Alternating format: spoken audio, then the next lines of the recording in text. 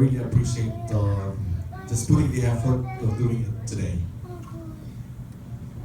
Done out of love. Out of love. Thank you. So anyway,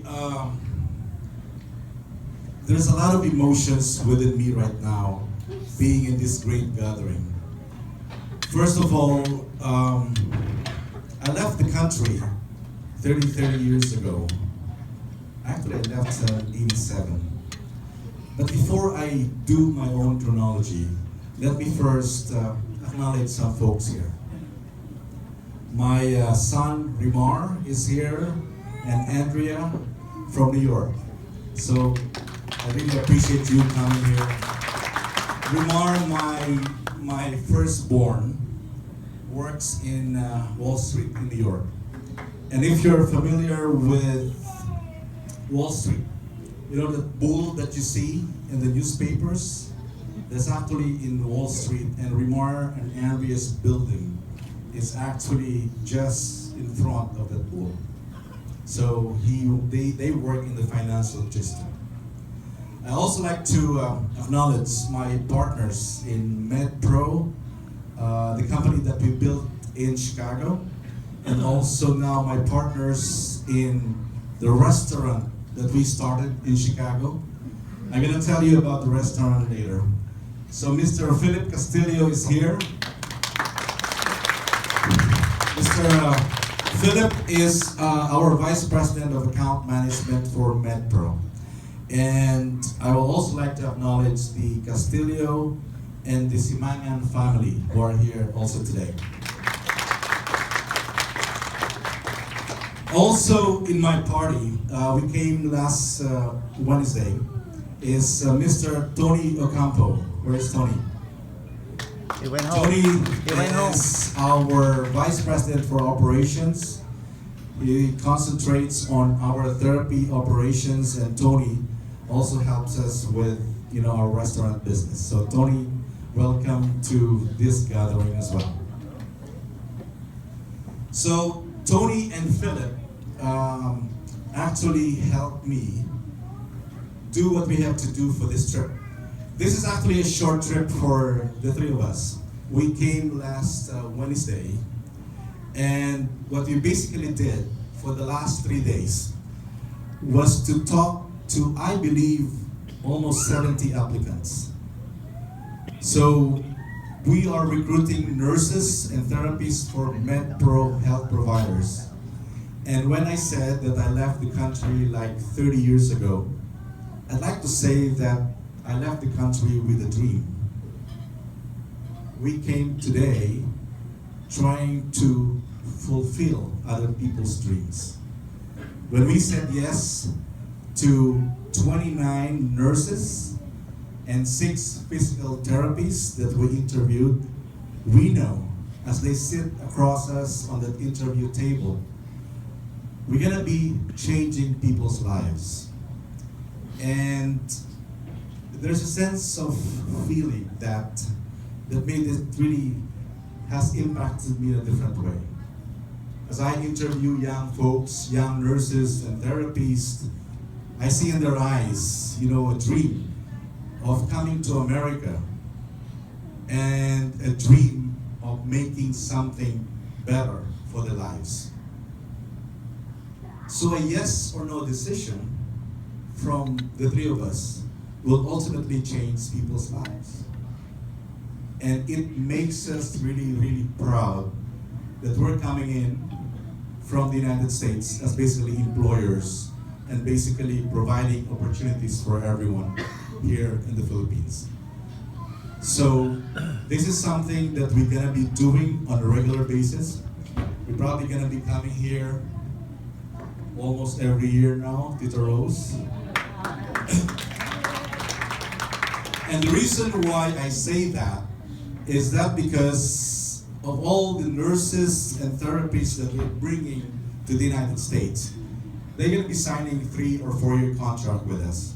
And after 3 or 4 years, they're going to move on because they're going to explore better and other opportunities than working with MedPro.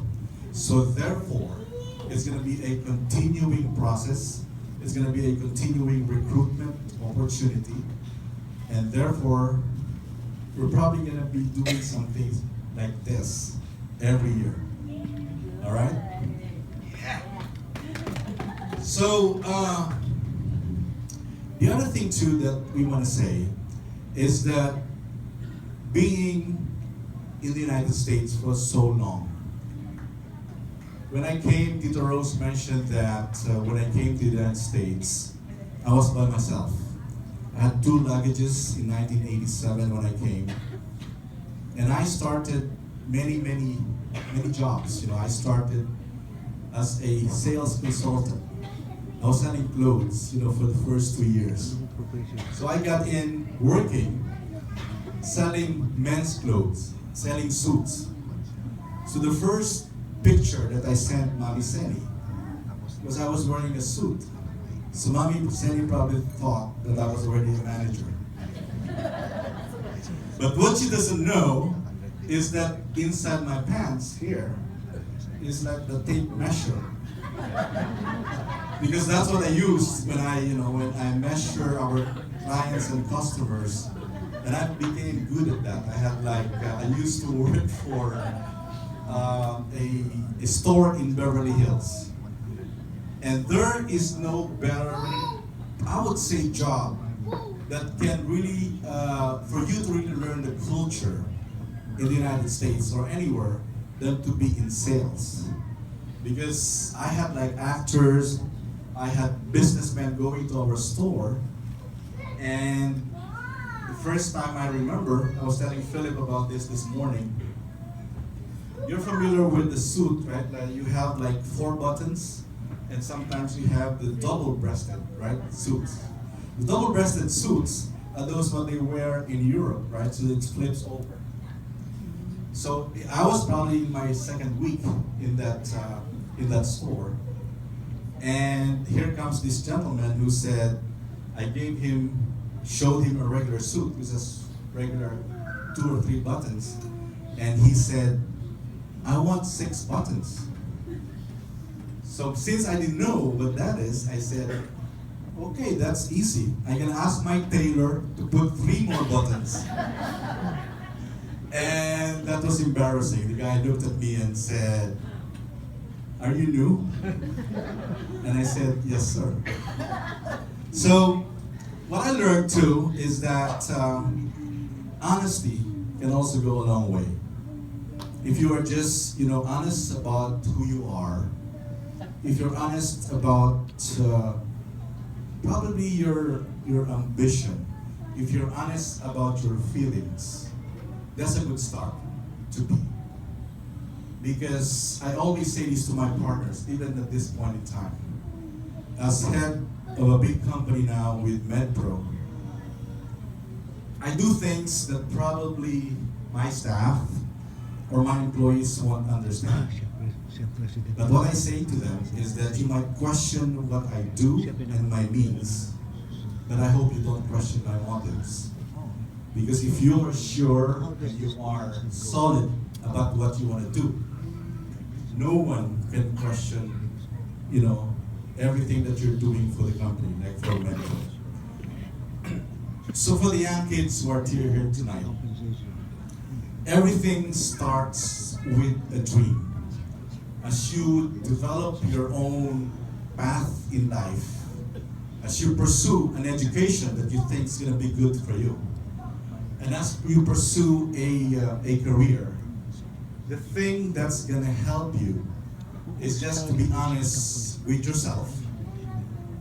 Focus on a vision and a dream, but take the necessary actions to achieve your dream. And the same thing that I said to the applicants for the last 3 days, some of them want qualify because of the requirements of immigration, the tenure, the number of years that you have to work as a nurse, the number of years to work as a physical therapist. So what we've been telling them is that you have a vision and a dream. Just make the necessary steps. Because the way you do things and the way that separates your vision from where you are are basically the steps and the actions that you need to take. You're gonna find dreamers in your life. You're gonna find a lot of people who can tell you the great things, great dreams, but they don't do the steps necessary to achieve those dreams. It's gonna remain the same dreams. When I came to America, I felt that I had to do it. I have to make sure that these are the things that I need to do in order to achieve something for myself and for my family.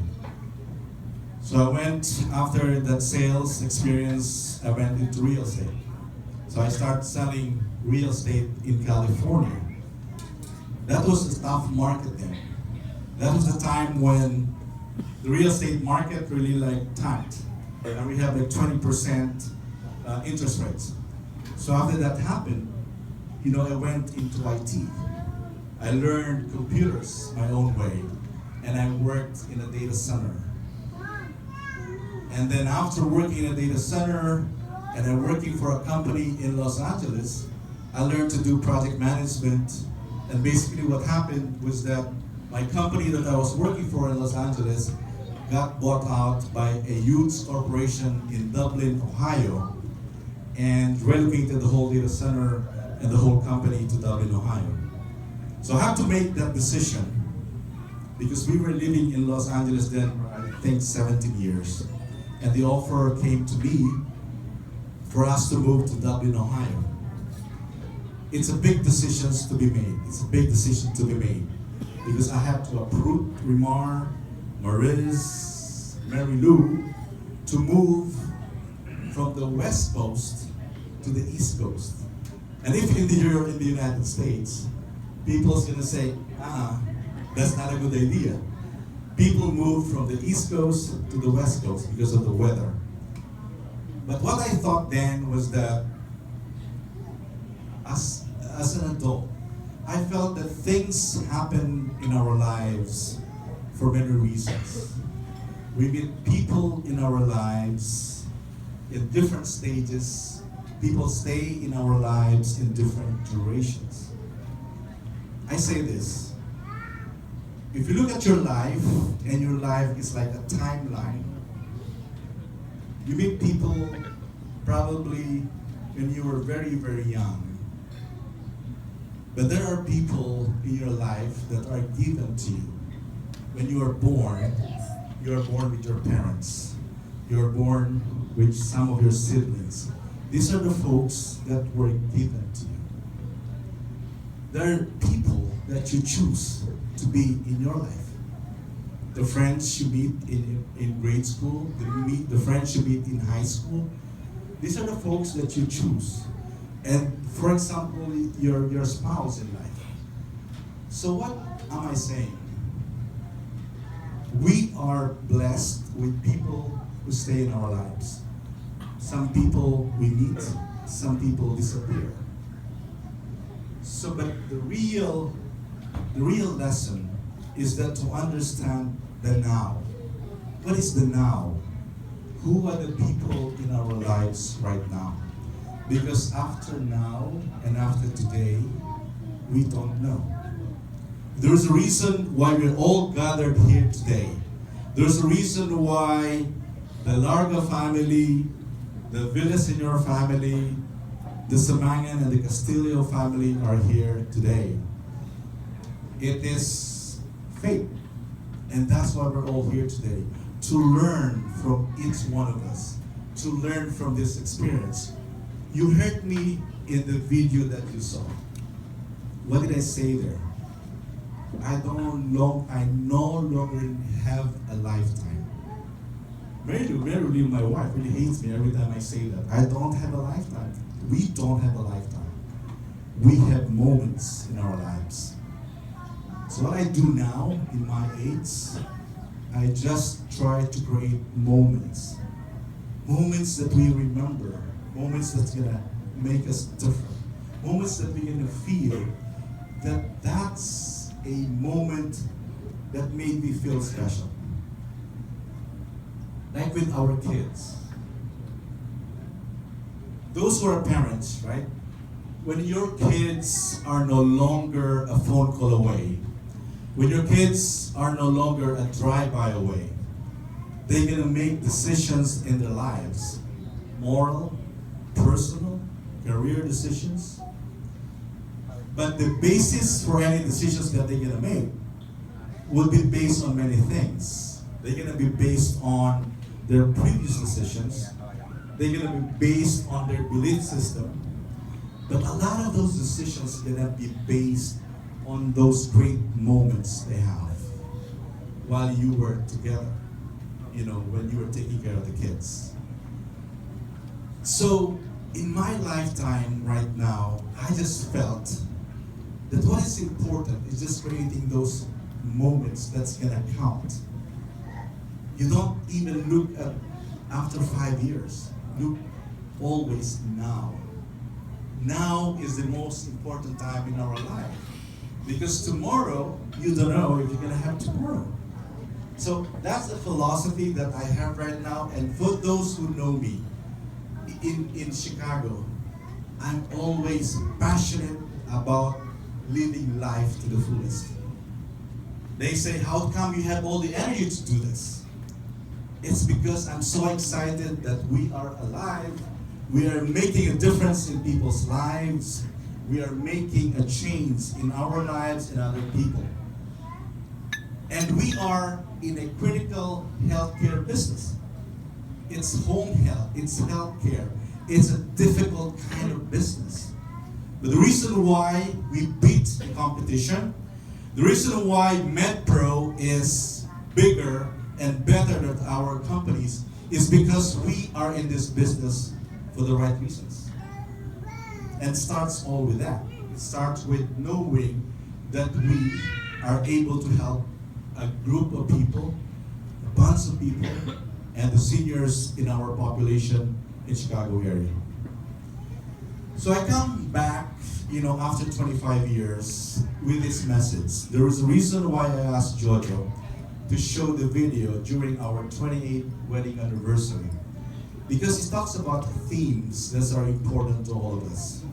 I talk about family, I talk about friends, I talk about moments, I talk about the things that are really important to all of us.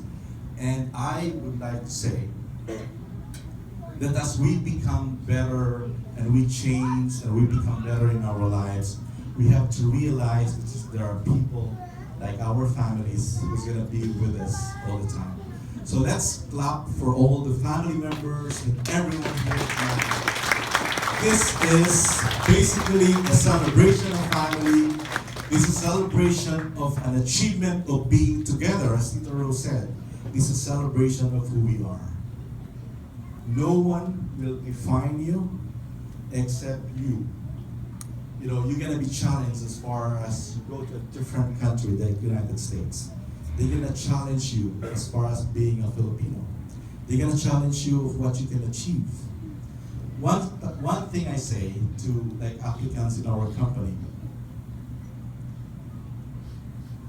there's something in our Filipino culture. I say this. There is something being a traditional Filipino. Rimar doesn't have this because Rimar was born in the United States.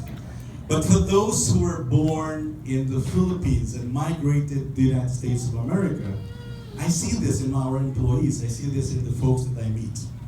Filipinos always look at things in a personal way. Filipinos who work in American corporations are going to say, I think my boss doesn't like me. But it's not true. If you work in the American culture, work is never personal. If your boss says this, then it's because it needs to be done. It's not that he doesn't like you, but it's just because that has to be done. But Filipinos who think traditional Filipino, they're gonna say, parang galit sa akin yan. Parang hindi okay sa akin yung boss ko yan, di ba? So that's one culture, that's what we have as Filipinos that hinders our personal growth and development professionally. because we always think personal. But on the other hand, I say that being personal is also a good thing. You know why? Our nurses, our therapists who work for our company always treat our patients like an ate, like a kuya, like a tatay, like a nanay, like a lolo or a lola. It's personal. And that's why the best clinicians, the best therapists in the world are Filipinos. Because every patient is our family member. Correct? Yes. Yes. So that's why we have to be proud of our culture. There's a lot of things that we can say needs to be improved with our culture being a Filipino, but there's a lot of things that we can be proud of as a Filipino. Can I have water somewhere? So, one thing that I want to share is this. Probably like almost a month ago, right, Philip and Tony, we bought a restaurant and we remodeled the restaurant. And what we did,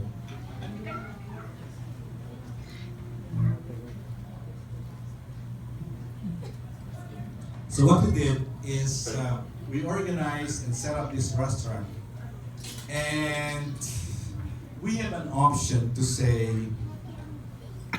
we need to address and we'll be able to market to a larger group of people. To Filipinos, to Mexicans, to white folks, right? So we have a bigger market. So we have a choice to make that restaurant like a fusion. Thank you. Yeah, falling over here. So, but instead of making this restaurant like a fusion, like a restaurant that's gonna cater to a lot of people, we said, why can't we just cater to Filipinos? Why can't we make this restaurant a pure ethnic Filipino restaurant? So therefore, we named the restaurant Sandok and Palayo. You can't be any more Filipino than that. Alright? So they said, your restaurant name is too complicated. No one knows what Sandok means. I said, who knows Google and Yahoo when they started their companies? Right? So they're billion-dollar companies now, and people, know Google and Yahoo.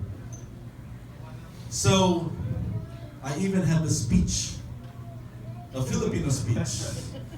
Rimar, pardon me, and Andre, but this has to be delivered in Filipino. So this is what I say when I talk about our restaurant. So this is an ethnic Filipino restaurant. And my speech is this. Matagal na tayong niyurakan ang dangan natin bilang Pilipino ng mga dayuhan. Matagal nang niyurakan ang ating pagka-Pilipino. Itong ating restaurant, Sandok at Palayo, ang isang restaurant na kung saan natin dapat ipagbunyi ang ating pagiging Pilipino. Dito sa Sandok at Palayo, dito natin ipagdiwang ang ating Pilipino. Dito sa restaurant na ito, dito dapat tayo maghiganti bilang Pilipino.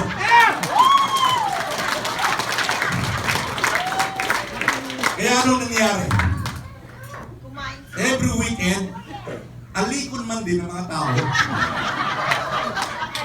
They have people line up the door na gustong maghiganti. By the brutal fight. And people come to us and they say, Riz, Tony and Philip, thank you for setting up this restaurant. It's about time that we have a restaurant that we can be proud to bring our non-Filipino friends.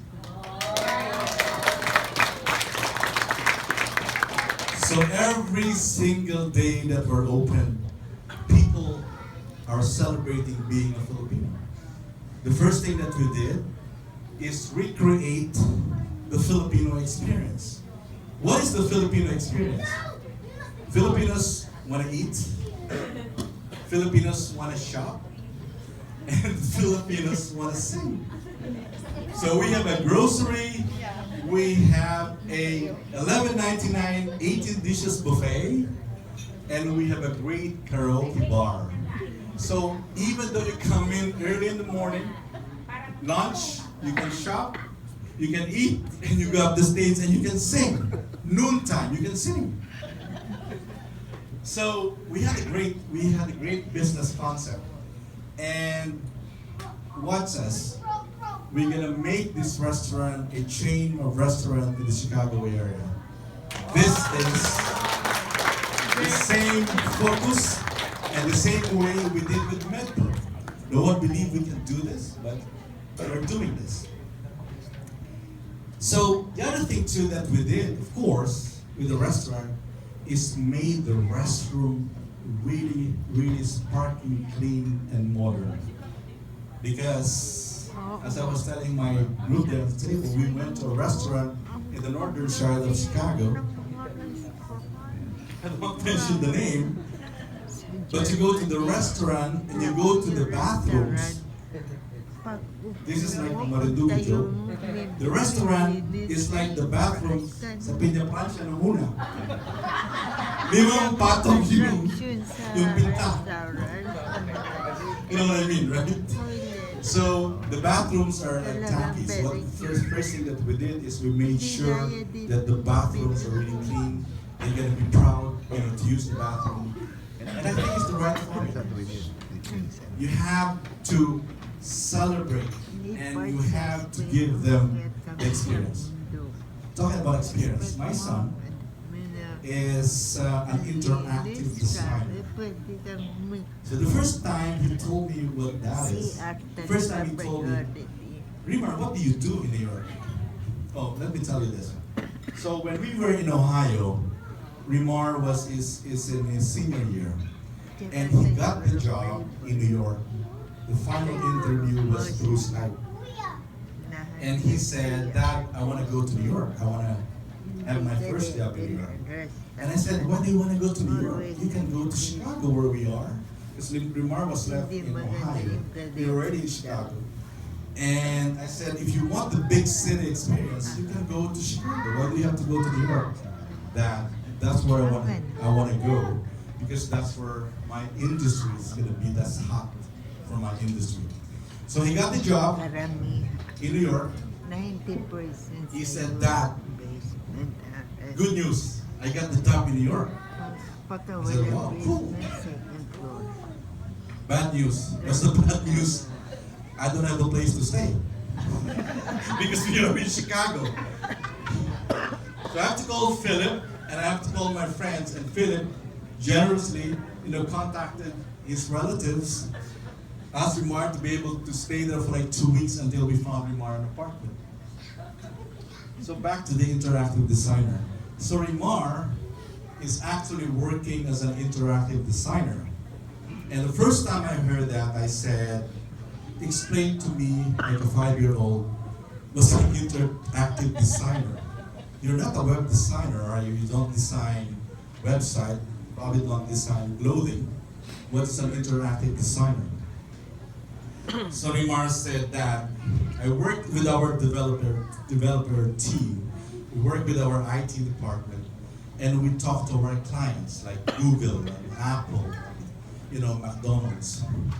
I put on the user's hat and I tell our clients and I work with our team and I say, if you are developing a watch for Google, how would you as a user prefer to use that watch?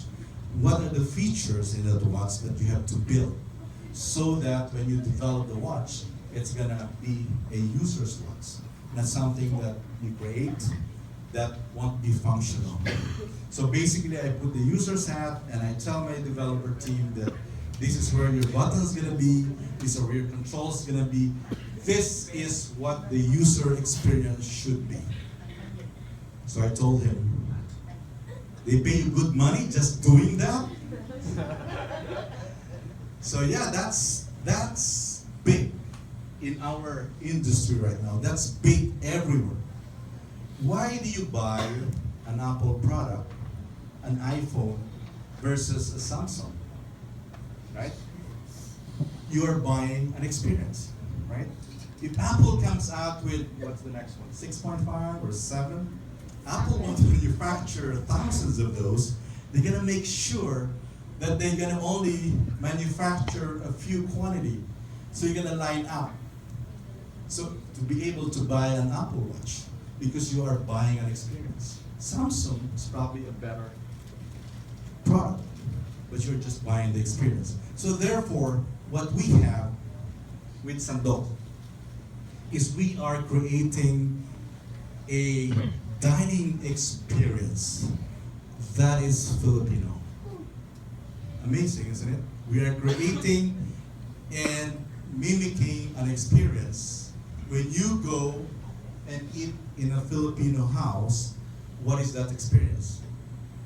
You want to have good food and you want to enjoy, right? So because if you talk to like non-Filipino friends, they say, I've been to a Filipino party, they're gonna torture you with, come on, please eat. Come on, there's more food. And then people are singing karaoke in their basements. So that's what we did with Sandok. And we have some great ideas on how we're gonna do this. The reason why I'm telling you these things is that because for the young kids too, there are things that you do that you ought to do. There are things that you do because you have to, because it's part of your job, it's part of your role description, right? But there are things that you do because it's fun. There are things that you do because it makes you feel good. There are things that you do because it makes you a better person. So for the young kids here, try to find your passion. Try to find something that they're gonna inspire you to do that thing every single day. Initially, it's gonna be hard to find it because we're not so lucky as other people that they're doing the things that they want to do best. But the thing is, continuously look for that passion. And as I say, your next big thing's gonna come. Just continue searching. Because the worst thing that can happen to a person is you start dreaming. The worst thing that can happen to a person is not death. The worst thing that can happen to a person is waking up every morning and you don't have a reason to live. Isn't it? Yeah. That's worse than death. Yeah. So therefore, find your passion, find a meaning, find something that you want to do in your life. Because after all, we were created for a purpose. In my age, I say this, that I can feel that I believe my purpose in life, I'm fulfilling my purpose in life. And what is that? Many years ago, I knew that I was given some little talent, as Tito Rose said, to be able to do things that probably other people can do. I was given some opportunities that I explored, and I'm given opportunities that I want to really do. And over the years, I realized that I was also given the opportunity and the purpose in life to be a positive influence on people. The Purpose-Driven Life is a great book that was written. But if you read that book, people are in search of purpose in their lives. But the real search that needs to happen is not what you think your purpose is in life, but what is God's purpose for you in this life. We are creators, we are creations of God. And God put us on this earth because we have to do a purpose. So for me, in my age right now, I felt that everything that I'm doing is just to create a positive influence on people. Whether it's going to be in metro Whether it's gonna be in Santo, whether it's gonna be in everything that I do, it's just to create that positive influence. And I want to share this and let me end with this message. It's been happening to me recently and lately that I would like to say that I am not a kind of like if I'm not a religious person, I think I am a spiritual person.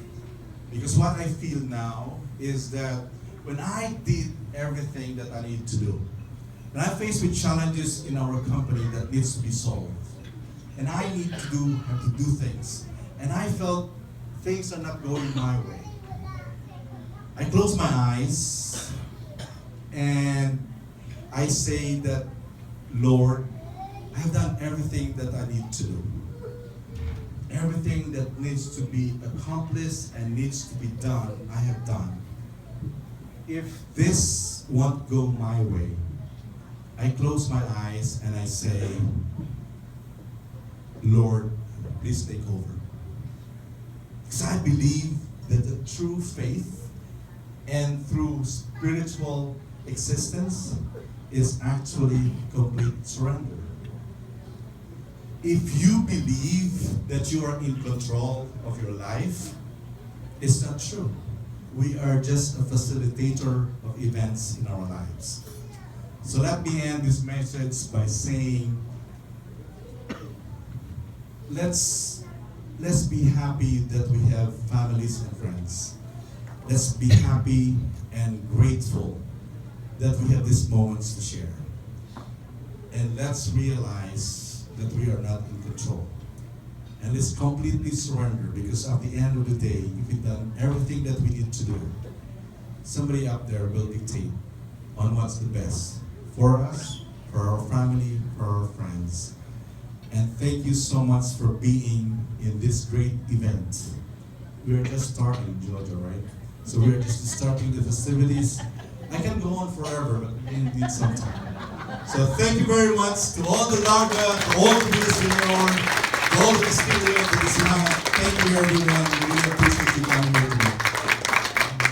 Thank you very much, Kuya Riz. Palakpakan ulit natin si Kuya.